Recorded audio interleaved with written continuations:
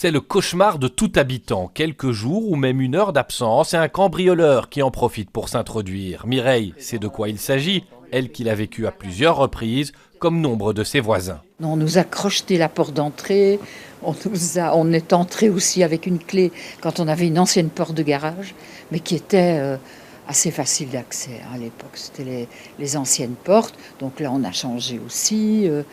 Et puis après, il y a eu des tentatives, mais qui ont échoué. Je me souviens, quand ils avaient crocheté la porte d'entrée, ils avaient tout retourné. Ils avaient sorti toutes les paires de chaussettes de mon mari. Ils avaient retourné chaque chaussette, se disant qu'ils allaient y trouver un trésor.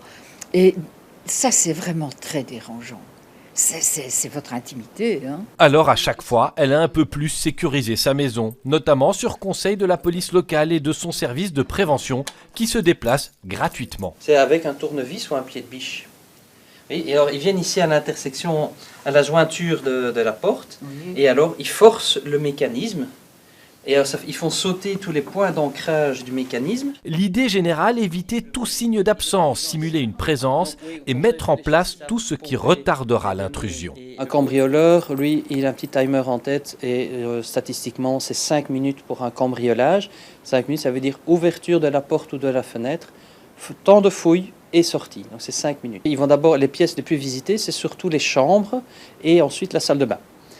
S'ils ont encore le temps, le living. Mais ce qu'ils cherchent principalement, ce sont des devises, du cash et des bijoux. À Woluwe et Saint-Pierre, il existe aussi des partenariats locaux de prévention, des citoyens vigilants qui s'échangent rapidement des infos et appellent au besoin. Thierry Paris, c'est l'un d'eux. Il a souvent agi pour sa rue et celle alentour. Des exemples très concrets, un entrepreneur laisse traîner le soir une échelle, un citoyen me l'a rapporté en tant que coordinateur PLP, j'ai remonté l'information, et parce qu'avec une échelle, évidemment, on peut s'introduire dans une maison sans problème, et donc la police a pris contact avec l'entrepreneur qui a fait attention de ranger son échelle le soir. Sur la zone de police Montgomery, on déplore entre 8 et 900 faits par an, soit plusieurs chaque jour. La police prend donc le phénomène des cambriolages très au sérieux. Nous avons des cartes qui sont éditées chaque jour avec les vols qui ont été commis durant les dernières 24 heures et la dernière semaine. Et donc, sur base de ces cartes, nos équipes sont orientées vers les quartiers qui sont les plus concernés.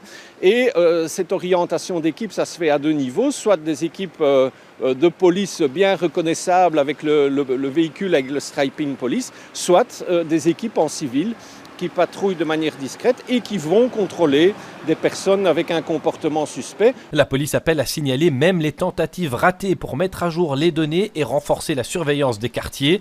Elle ajoute qu'en cas d'appel, ces équipes peuvent arriver en moins de 5 minutes et quadriller le quartier.